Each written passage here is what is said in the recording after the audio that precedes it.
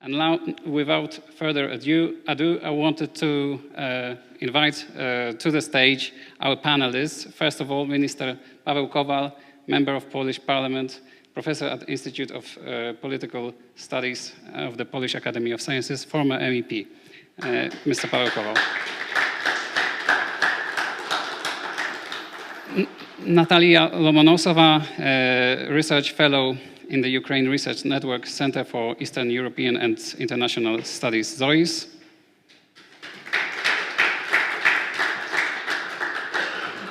Mr. Ireneusz, chairman of the board of Amicus Europae Foundation. Hello, Mr. President. And online we have Oleg Dunda, member of Parliament of Ukraine. He's joining us from Kyiv. He's also an entrepreneur. Hello, Oleg. I hope we also have Sovsun, Deputy Minister of Education and Science of Ukraine. I don't know if we have the connection, but let's have a welcome for her as well. And the panel chair will be Daniel Szeligowski, coordinator, head of the Eastern Ukraine program at the Polish Institute of International Affairs. Hello, Daniel. The floor is yours.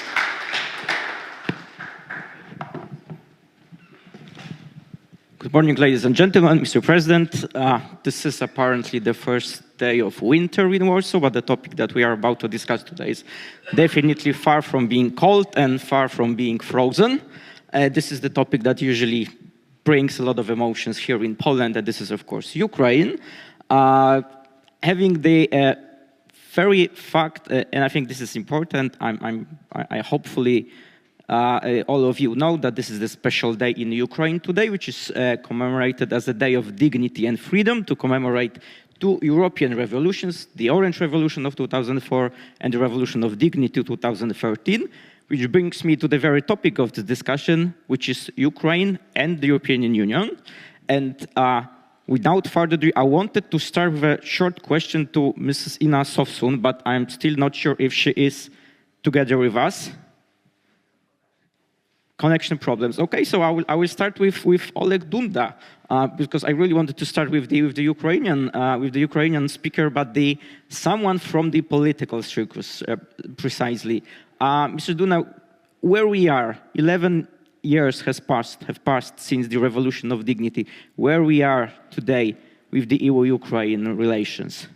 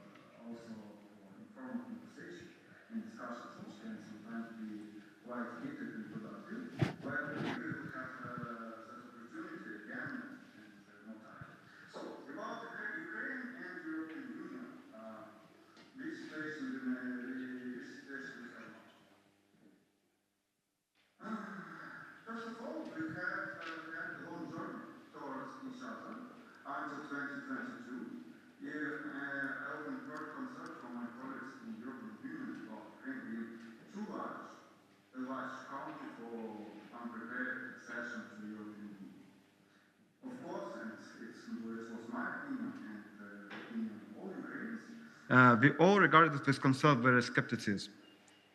We ourselves didn't realize and didn't feel how much gravity and potential influence Ukraine has on the surrounding region.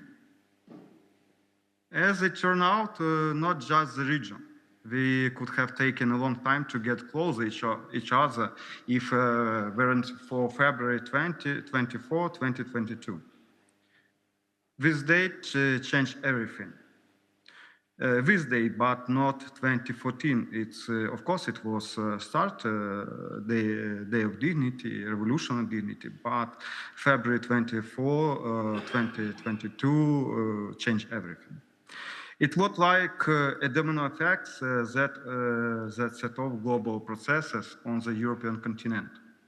Moreover, it's now impossible to stop this process. We cannot return to 2021. And this situation, I would have discussion with Mr. President Kwasniewski. In fact, the old so familiar European Union will no longer exist. And now we stand at a crossroads, choosing a path. Either European Union will split along visible lines of divisions, or it will be forget into more aggressively, in good sense, of course, united organization with Ukraine's participation. The existing challenges facing all of us will require us to develop our joint defense policy. A unified one for the entire European Union. In this direction, there should be no discord within the European Union, as this would undermine our resilience in this area from the outset. A unified energy policy must be developed for sustainable development of the European Union's economy. The issue of foreign borrowing policy must be resolved. In fact, in foreign relations, the European Union must act as a monolithic, unified organization, while internal policy issues should be regulated entirely independently by the member states of the European Union. The United States of Switzerland can survive as a model for such structure, maybe Germany. The world has become too aggressive and highly competitive for countries to take position in external markets on their own. The European market is too large to allow external players to exploit international contradiction, like Hungary and Slovakia and another country, small country. Of course, individual member states of European Union may oppose this, but then they must make a choice. It's quite possible that exist of such countries from European Union will actually make the European Union stronger. But I want to emphasize again, implementing such reforms without Ukraine's victory and status as a member of European Union is impossible. For one simple reason, Ukraine will be a significant catalyst for transformation and strengthening of European positions. It is clear to everyone why the European Union is so much important for Ukraine.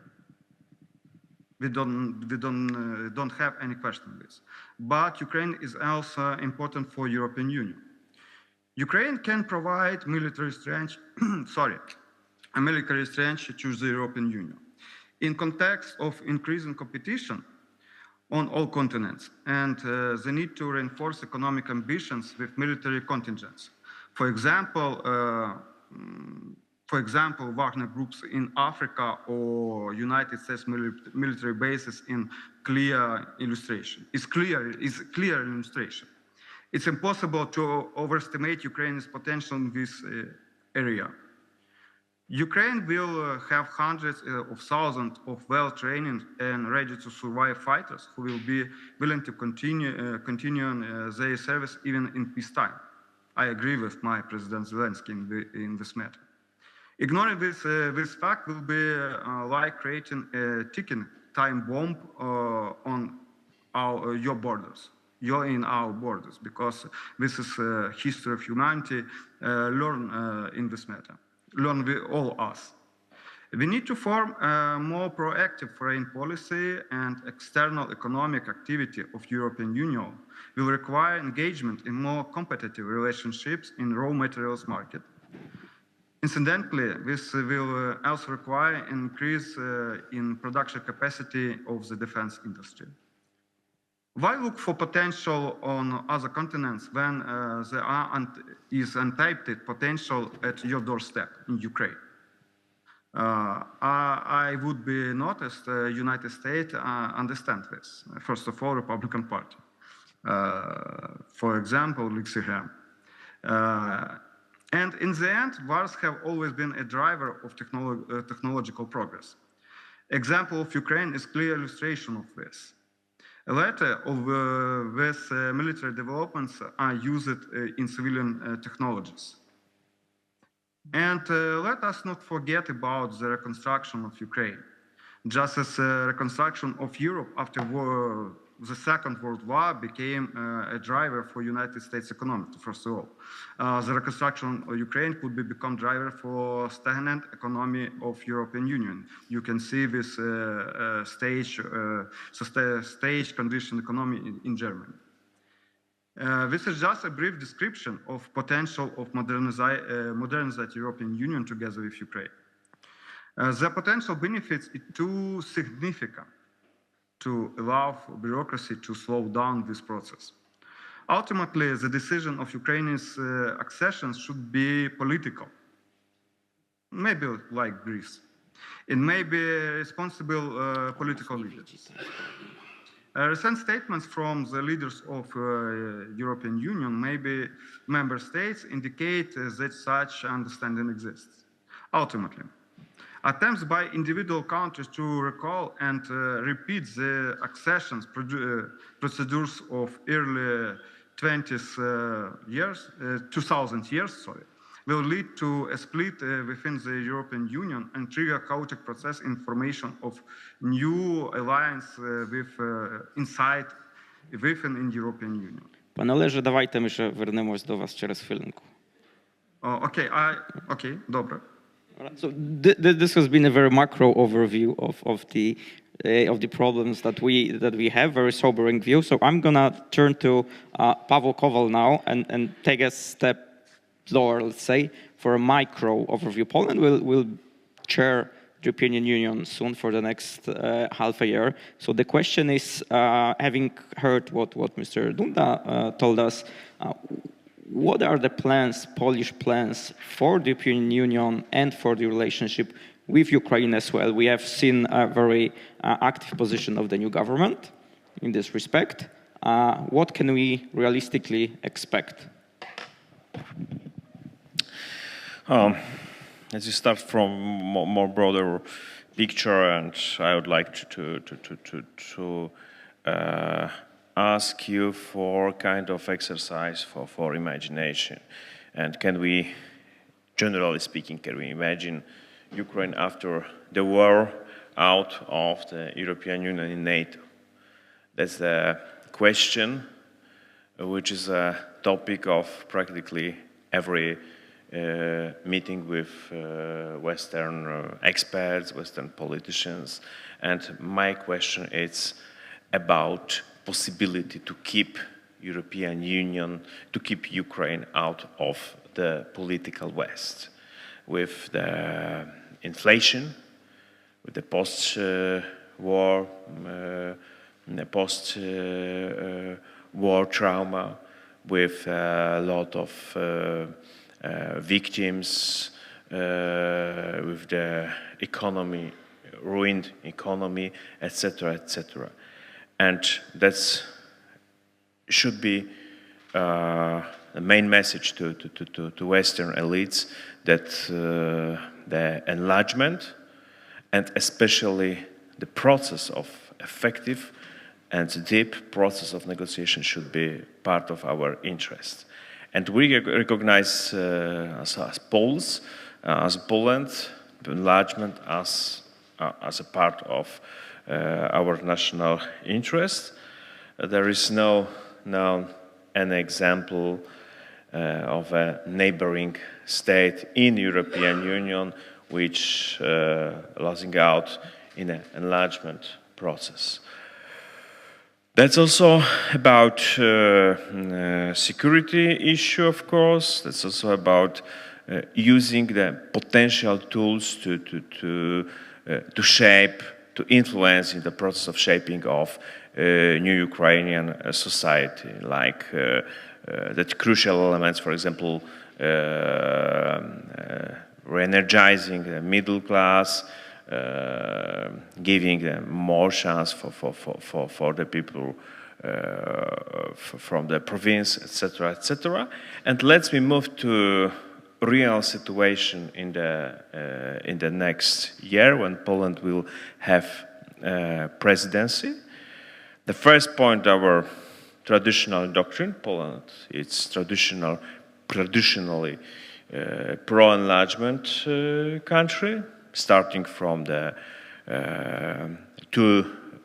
2003, when just before a big enlargement, in Poland also started discussion about a new Eastern policy. That's also part of Polish heritage, Eastern Partnership. And we are politically for enlargement.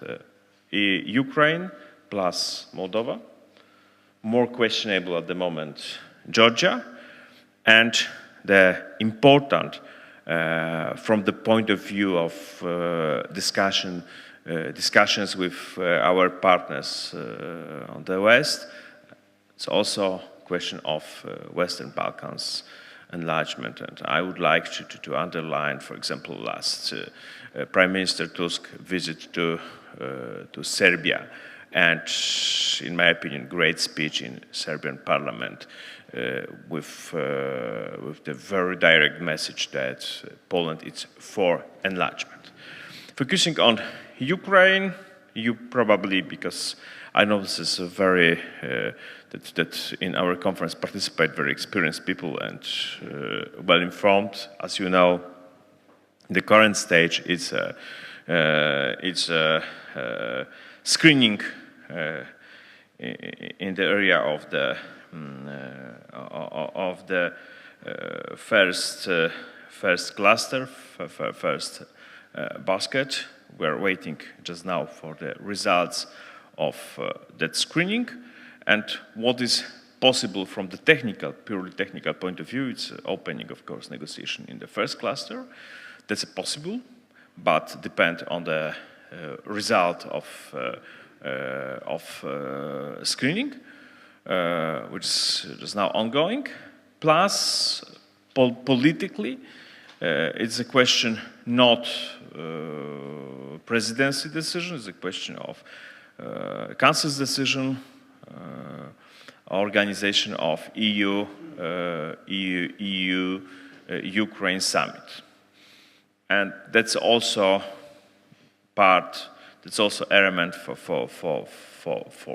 serious discussion, because it will depend on the general political situation, on the situation on the front line, and on the real stage of negotiations, in my opinion. But maybe it would be, we will need to organize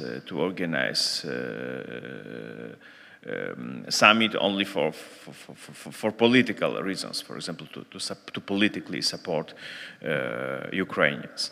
I would like to underline, instead of summarizing, to underline that Orange Revolution, and before Orange Revolution, Granite Revolution, and the next one, Orange Revolution, and finally, Revolution of Dignity.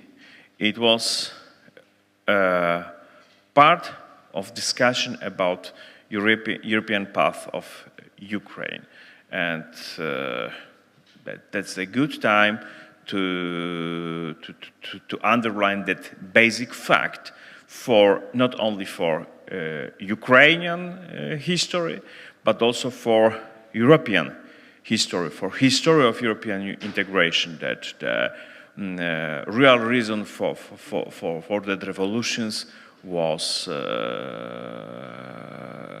that European dream of Ukrainian society. Thank you so much. Thank you, Paweł. I'm gonna follow on your sentence about European dream for Ukraine. I'm gonna turn now to Nataliia, because revolution is one thing, but then post-revolution times come. You need to, our previous speakers mentioned war, but you need to also think about the post-war situation. You win the war, but then you have to win the peace. How important for this EU-Ukraine relationship is sustainable peace in Ukraine? Thank you. I still will go back to the Maidan Revolution, to the last one in 2013, 2014, and about the dreams about Europe and Ukraine joining Europe. I think there are three components of how we Ukrainians imagine European Union back to the last revolution. And I think these three components are sort of cultural belonging, cultural identity, the idea to come back where we belong. The second is a very materialistic one, is better living standards, economical development, better income. And the third one was access to justice. And I don't know if many of you who are outside of Ukraine know this, but before the Maidan started in November 2013, we have huge protests during that year in other regions of Ukraine connected to the police misconduct, lawlessness, and the idea that there should be more accessible justice for everyone. There was even a walking protest from the southern parts of Ukraine to Kiev. And I think that this demand of justice remained in Ukraine, and it will be even stronger in the post-war country, as we all know. In the post-war context, and we all know this also from the experience of the Second World War, the demand of redistributive justice is higher, and I think we will observe it in two domains. One will be external, so the demand of repatriations from the Russian side, and I don't know if you're following this, but the direct damage to Ukrainian infrastructure is growing and growing. In the beginning of this year, it was, I think it was $150 billion. And I don't believe that it's possible for Ukraine to demand repatriations without the strong support from the European Union. And it's very hard actually to talk about repatriations, but I will comment about this later. And the second thing, if you talk about sustainable peace, is also internal demand for justice. Unfortunately, the burden of the war is not redistributed equally in the society. I think even in ideal situation, it's not possible. I talk about property laws, housing laws, impact on health. There were recent calculations that we all who are living in Ukraine at the moment will probably live 5-6 years shorter because of the overall impact on our health, acquired disabilities. Some people lost their lives, some people lost the lives of their loved ones. So in the post-war context, no matter how the war will finish, there will be demand of redistribution. And for Ukraine, it will be very hard to address it in the current economic situation. If you, I think you know this, that not only our defense expenses are also financed by the international allies, but also our internal needs are co-financed by international institutions such as World Bank or International Monetary Fund, including the salaries for the public workers. So economically, it will be very hard for Ukraine to address this demand for redistributive justice, to provide housing for everyone who lost it. And unfortunately, this poses a great danger to the, let's say, post-war peace in Ukraine, because politically it could be very unstable because of this. And I think, again, without the EU accession, it will be very hard economically to develop very quickly and to address this demand. Also not falling into the trap of investors and the conditions of the financial help that we will get. And I think in terms of sustainable peace, I would add one more thing about the security. I really like, I think it was Mateusz who told it in the beginning about the politics being value-laden, and I would go even further and say that all the politics is ideology-laden. There is no managerial politics that just solves the problems. And I think that it is important to talk about European Union as a security union, as a defense union, and it should be proactive. I agree also with my colleague from Ukraine. But I also would like to underline that still, in my opinion, the values are decisive. And for me, it's very hard to imagine how any sort of defense union can be successful if it continues to trade with Russia, if it continues to have business with Russia, if Russian capital continues to be in the bank of European countries.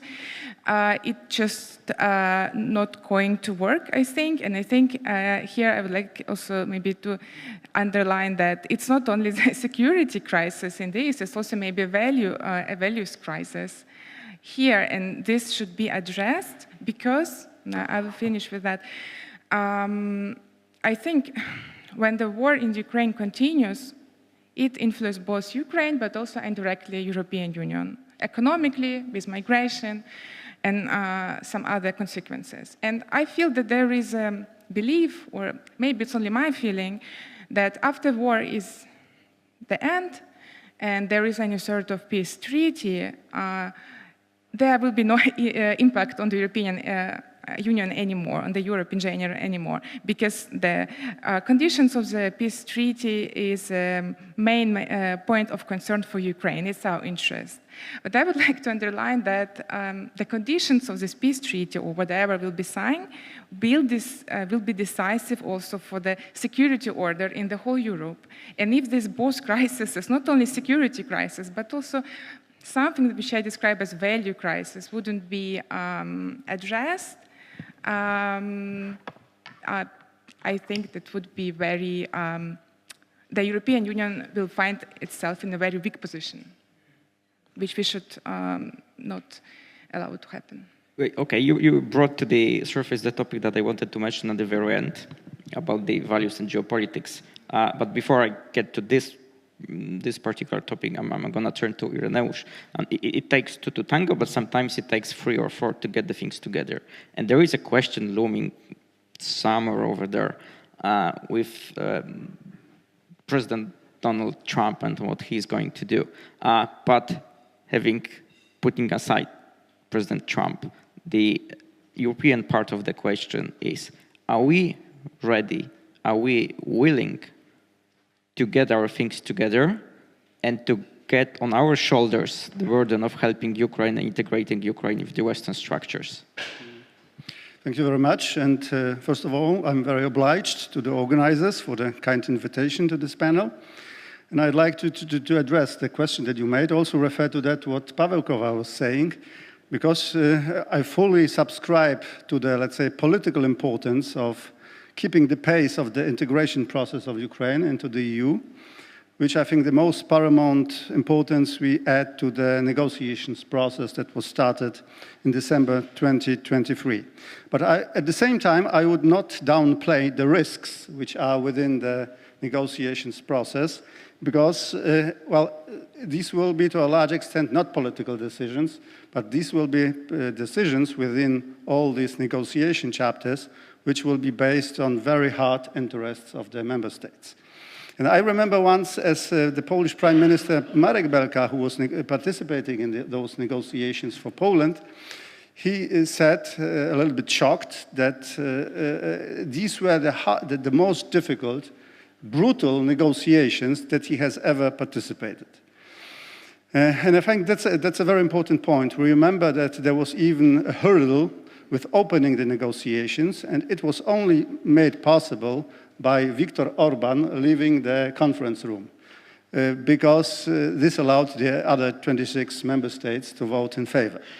So that's the first point. Second point, yes, now we have started, the process has started. We have opened the so-called screening process, which reviews the Ukrainian law, how much it is already ready to and aligned to the European acquis communautaire.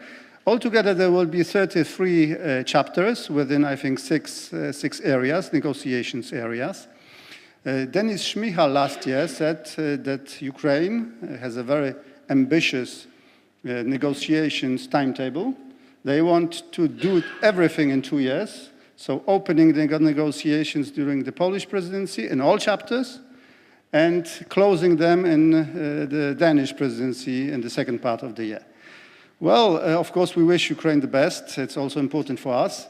But let us remind you that even for Poland, which was much more advanced, it took us 4 years. Austria, who joined in 1995, and of course, was much more developed country than many of then members of the European Union, like Spain, Portugal, and Greece, it took for them 2 years to do it. So it's a very ambitious agenda. That's the second point. Third point is, of course, what matters is the budget, are the finances. We shall not forget it. Somebody said from the European Commission that this was the budget that was prepared for the EU for 21-27, the so-called multi-annual financial framework. This is the last such a big budget of the EU. This perspective ends in 27, and already some of the European think tanks have calculated if only Ukraine joins, because as Paweł was saying, also altogether 9 countries that are now queuing in different stages of the negotiations process. Ukraine is one of them. So only if Ukraine would join, even with such a vast budget at 21-27, they have calculated how much everybody else would have to limit their budgets. So out of the old member states, only, I think, Greece and Portugal will remain on the net beneficiary side. All the others would have to be net contributors to the budget. The Polish participation would fall immediately from 30% of the budget to 12%. Romanian, I think, from 16 to 7, a Czech from 7 to 1, and similar. So what is the solution? The solution would be, of course, to increase the budget proportionally. But Mr. President and others were saying, what is the financial condition of the EU? After COVID, with a huge expense, of course, also now of supporting Ukraine. And we're not speaking about the reconstruction of Ukraine. These are additional, probably much over 100 of billions of euros. So, ladies and gentlemen, we have potentially a big problem. I think the European think tank Bruegel has calculated that there are over 140 potential veto points in the negotiation process. So very hard interests which are likely to be vetoed by one of the member states. And these negotiations are not open, they're behind closed doors between the member states. Every member state there is unanimity, so every member state has to subscribe to ending not only the whole chapter, but even progress within each chapter has to be unanimity. All of the member states have to agree to it. And of course, the most problematic 2 chapters are agriculture and social policy and free movement of people. Only, of course, just to short, because the time is limited, agriculture, of course, is a huge blockbuster. Ukraine alone has 20% of Ukrainian agricultural land. It's the most fertile land probably in the world. But agriculture is also very important to Ukraine. Now 60% of all Ukrainian exports of values, this is agriculture. So for them, it's the bloodline. It's the bloodline, it's the mainstream of the economy, so it's extremely important. On the other hand, we know how European farmers reacted in 22 and 23, and the EU have reacted, and also Poland, yes. We have, against the Commission, have introduced in 24 national bans on Ukrainian agriculture products. So if real negotiations start, and we'll see how much we have to sacrifice to that, well, this will be really a huge hurdle to do. Okay, I don't want people to go home. So yes. Is there light at the end of the tunnel?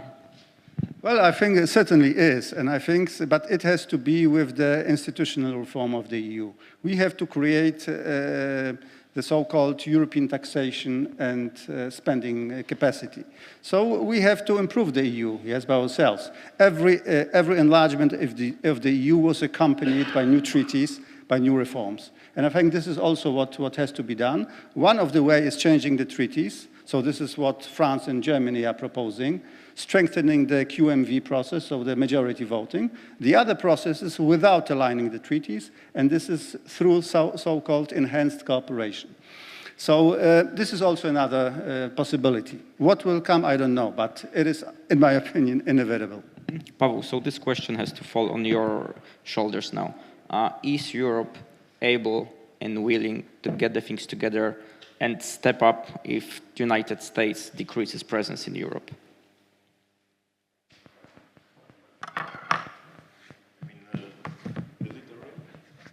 With victory politically.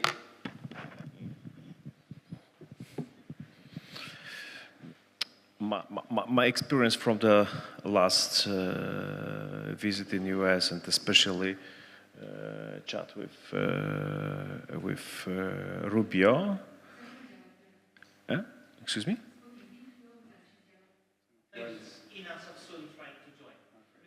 Okay, great. And maybe the better would be one picture from the Marco Rubio cabinet. And when we started to present with Norbert Röttgen, current member of Bundestag, probably Mr. Foreign Affairs of Germany after election. I wish him, of course. And we started to present to Rubio data about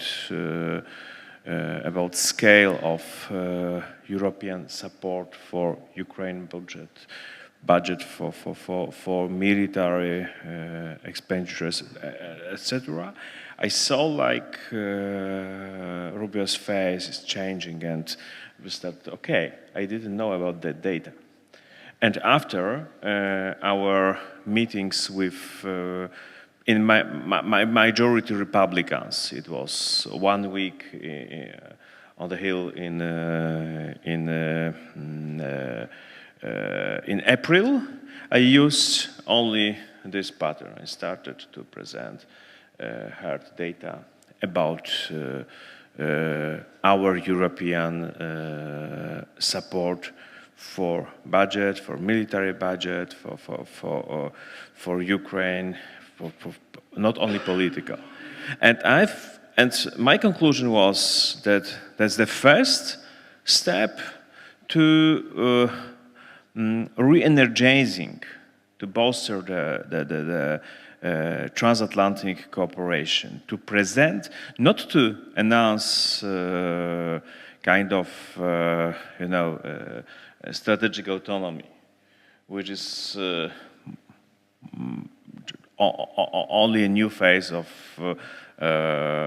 nationalism of selected nations in Europe, but to present Europe as European Union, as an organization which is in the process of transformation in the way of to be stronger partner of in the security field, especially in the light of money, which was devoted for security in the last years, and also from the point of view of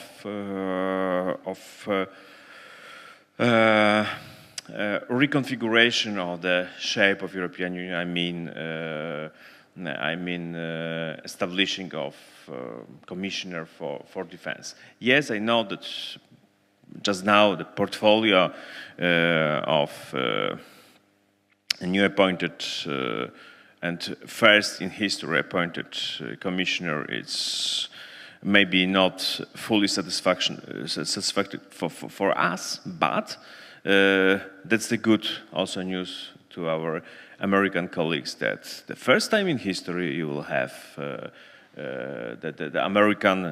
American Secretary of Defense will have one partner in Brussels, and that legendary phone number for one person who will start coordinate our efforts on that field of security and on the field of defense. Yeah. And it's also a good political message. It's also part of our, Polish government activity in the process of establishing a new commission, the second commission of Ursula von der Leyen. So you don't panic? I don't. And I think that political type of approach should every time based on the looking for possible scenario and looking for synergy from the point of view of Polish interests, Polish position, Polish perspective. You could imagine to Donald's talk and the main thesis. We really give for defense for more than 4%. For Americans, it's a good argument. Plus border. And in fact, we realized in Polish version, it's a partially joke, of course, but in Polish version, the very, let me say, new approach to question of security on the border, plus our role in the European Union in that processes of re-energizing security ambitions, European ambitions in the field of security. And we have a good arguments for discussion. That's give a lot of opportunities to find synergies. Perfect. Quick question, and I would appreciate quick answer, Nataliia, from you. We started with the revolution of dignity. I want to start with the sort of revolutionary approach as well. It's been a society that pushed all these things forward with the European Union in Ukraine, but also with the war.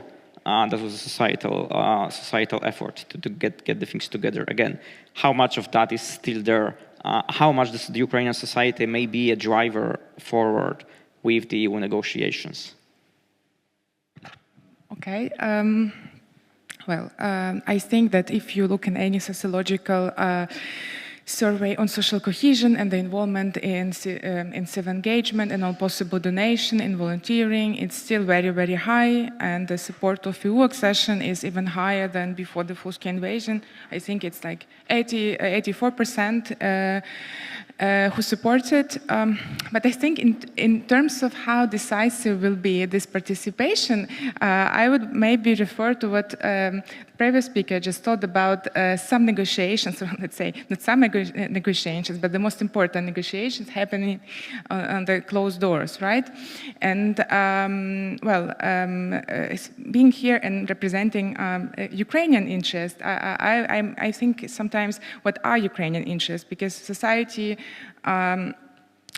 consists of various groups, and what is profitable for one group maybe is not profitable for another group. And civil society is usually, in the broad term, work as a watchdog of the state and of the other elites. And I think what is important and what will be crucial and what interests me myself as a person who still plan to spend the rest of my life in Ukraine is what would be the result of these negotiations on the most crucial points that you have just mentioned: agriculture, social and labor policies, and whether the society will be able to impact this. Because if we speak about social and labor policies, again, and the free labor market. We have already a huge demographic problem. It's growing because of the war. We have a lot of talks about the pension crisis, and that my generation will get no pensions at all because of it. And then with the free labor market and the post-war family reunion migration, what we will have in Ukraine could be even worse and create even more crisis, because Ukrainians who get their education in Ukraine, job experience in Ukraine, then go to Western Europe and contribute to Western Europe social security system. Or if you take the labor policies, it's very, very different in all the European countries. And for many Ukrainians, it's a black box. Because if we talk about these high standards of workers' rights or tenants' rights, and then we look on Hungary, which basically subordinated their labor policies to a certain extent to the German auto production happening in Hungary or other businesses of Germany or other countries. Would I like to live in the country with labor policies like in Hungary? Not. Are there any possibilities to negotiate some red lines which couldn't be crossed? Yes, of course. But this is the question, what would be the position in Ukraine in these negotiations, and who will be able to join this? And the same with agriculture. According to Ukrainian constitution, the land belongs to the people, but well, I was traveling back from Poland to Ukraine in June from the Ukrainian Recovery Conference, met a person from the Ministry of Agriculture from one Western countries who was coming to Ukraine to make some experimental fruit plants, fruit planting, which should be increased after in the post-war period. Who will profit for this fruit planting? What will be the working conditions in this plant? We don't know. It's a black box. And I think for Ukrainians itself, it's very, very important to be as to have such strong agency in this negotiation as possible. Otherwise, maybe this accession doesn't worth it for the huge population. I think it's very important. It's maybe not a topic to discuss here. It's also our internal discussion, but I think it's my duty to bring it also. Okay, Natalia, I also want the audience to have an agency here. So here's the time for Q&A session. If anyone is willing to ask the questions or very, very short comment, please raise your hand. This is the time to do it now. Yevgen, Magda.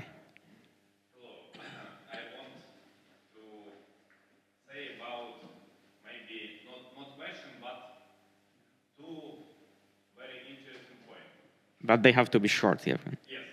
I think that without Ukraine, the process of creation of European Union cannot be complete, because we live in the biggest country in Europe. And our European choice, you can see in Orange Revolution or Revolution or Dignity. So, Revolution of Dignity may be main one. And in Warsaw, I want to underline that presidency of Poland in Council of European Union is will be a biggest possibility to reload our relation. Because now we can see a crisis, a continual crisis, and it's not good for our countries. Thank you. Any questions or comments? Here's a question. Thank you. Ibrahim from the United Kingdom. You'll find it surprising that I'm in favor of enlargement, despite the fact that the UK left, and it's a devastating development for us. But as you see enlargement, clearly there's security implications and economic benefit. Serbia has been mentioned. I would have preferred Bosnia-Herzegovina to be considered first for the security. But if Serbia takes preference, at least that ensures that they will comply with EU requirements of peacekeeping with its neighbors. Of course, Turkey is another candidate, but something more radical. Would there ever be a day when we would consider inviting Russia into the EU and NATO? Thank you. We have time for one additional question, if there is any. I just, maybe a comment. I really liked how this yearning for justice in the face of injustice might be in the future somehow addressed by what Ireneusz said about, okay, we need to go further, we need to reform, we need a bigger budget, we need a different institutional framework. So that was really, really interesting. Thank you. So we basically have more or less 3 questions. Please take up the one you would like to answer. We'll start with reverse order from Nataliia. The question or comment from Yevgen about EU integration not completed without Ukraine. The second question about the really big bank enlargement, including Russia. And the third about reform or deepening the integration. Sorry? Okay. Ireneusz? Well, maybe, yes, a short comment just to 2 questions. Russia and Russia to EU and NATO. Well, for now, it's of course political fiction. There have been politicians, also Polish ones, which were saying that this is maybe not possible, but plausible. But of course now it's political fiction, and I'm not speaking about only the Russian political elites, but what really worries me, how much this war, aggressive war, has support among the Russian population. And that to a large extent we have failed with something that all of us have invested, so bringing the Russian society up to our values, if we are speaking about values and policies, through this process of economic cooperation, mutual investments and mutual dependencies, because all these investments in Russia, Russian investments in Europe, even this Nord Stream 2 and all these contacts that the Russians could buy houses, mansions, invest here, travel here, like it was also from Kaliningrad to Gdańsk, we hoped that this will somehow transform the Russian society, that will bring them more to our understanding and feeling. But in the end, it turned out that it is probably not. It was not so easy, and it was very easily for Putin to transform the society in a society which, to a large extent, supports the war. So the first point. Second point, yes, the institutional change. Well, we know that France and Germany are in favor of reforming the treaties.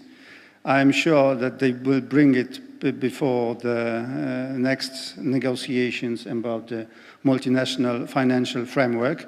I don't know whether it's good or bad, but there's a coincidence between the process of possible Ukrainian accession and negotiations and negotiating the next financial framework, because it has to adapt the vision for Ukraine to become a member. So the next years, not only 25 or 26, will be really crucial in bringing answers to the question that you posed, yes? What about the institutions?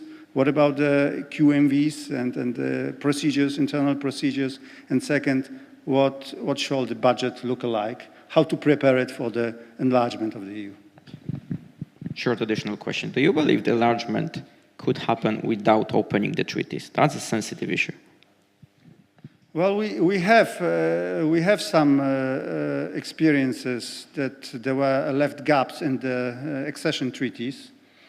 For example, for Romania and Bulgaria, we have some leftovers, open gaps, in terms of, let's say, these chapters of referring to judiciary, political standards, and so on. But these are not good experiences of Europe. But I think very powerful instruments are the accession treaty by themselves, because if they are voted in all member states, they have the power of the primary law in the EU. So we can introduce into the treaties, if Ukraine really wants to become a member, quick member, we can put into the accession treaties some safeguards, some conditionalities. Yes, this is not what we usually did. We rather overlooked, like in the case of Romania and Bulgaria, but now everybody knows that this will not happen. Ukraine probably would have to accept some conditionalities in terms of rule of law, agriculture, some others, if they want to become a member. So I think, yes, there are some chances to do it. Okay, crystal clear. Paweł. I'm not sure that I correctly understood the question, because let's return to the real stage of situation. We are in the process, in the open process of negotiation with EU. There is Ukraine with EU. That's the time for screening, moving to the first cluster basket, and we should start also screening of the next clusters. That's the real situation in context of Ukraine, Moldova, and as I mentioned before, that's the question of Georgia, but from my point of view, the opening of the political West on the Caucasus and the South Caucasus is one of most important guarantees for security in the whole region. And I'm a fan of the analysis of Ron Asmus, who asked to expand NATO to the Caucasus. And we don't need, in that light, very general geopolitical discussions about place for looking for place for Russia in EU and NATO. That's I'm not sure that's a good shape of that discussion. We should be concentrate on and bring it to the concrete discussions about ongoing enlargement. Of course, I could add that Ukraine, Moldova, and Georgia have association treaty plus deep and comprehensive trade agreement. We could call that there is a partial membership, especially in the trade field of trade. Conclusion. Okay, one more sentence about possible new treaty, and that's my message to Ukrainian colleagues. If you hear from our partners that they are for enlargement, but after signing and approving a new treaty, that's not a serious position according to the current political situation in European Union. The enlargement is possible according to legal analysis. Enlargement is for 100% possible on the base of treaty. If we want to change treaty, we in fact trying to add one more very difficult condition to realize in forthcoming decade, in my opinion. Thank you so much. Excellent. So be careful with opening the treaties. That's the message to our Ukrainian colleagues. Nataliia. Okay, I will be short. I think I will comment on the justice and how we can ensure it. I think it's a very, very difficult question, and the answer to this could be only political in nature. And I think it's the most important that there is demand of justice, and this demand can be used and addressed by very various political forces in a very different kind. And President Kwasniewski mentioned the rise of the populism and right-wing populism and a very specific way of doing politics nowadays in Europe. And I think there is a danger that this demand of justice will be used in the different ways. Of course, there is the same danger in Ukraine in the post-war context, especially if the peace treaty would be not the one that we expected, let's say it so. And I think that, again, it leads us to the question of what is the European Union? Is it a community of values or it's an economic union of interests? And I think, of course, this question cannot be answered yes or no, because still there is certain compromise between that, yet it's a both of it. And I think we probably need to rethink this compromise, talk more about this compromise, because at the end of the day, we all need economic development, and we talk about this in every conference because it's vital. But who is doing this economic development? Who is behind this development? It's people. And these people are, they have demand for justice, right?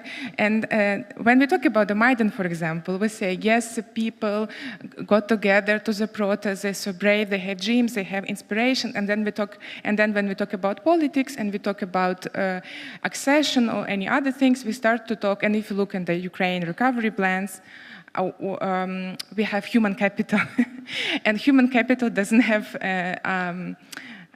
justice demands, because human capital is just it's a resource to be used, right, for economic development. It's a labor force for the other countries. And I think that we kind of need to have more attention to the who are staying behind of an economy development and what are the demands that they have. Because in the end of the day, the idea of European integration for many, many Ukrainians was about improving our life qualities. And we need to think how this could happen. And I think for this, it's just crucial to rethink this balance, between economy and the people. Thank you very much. I see that the organizers already demand justice, which means that we have to stop this panel already now. Please make a big applause for our speakers.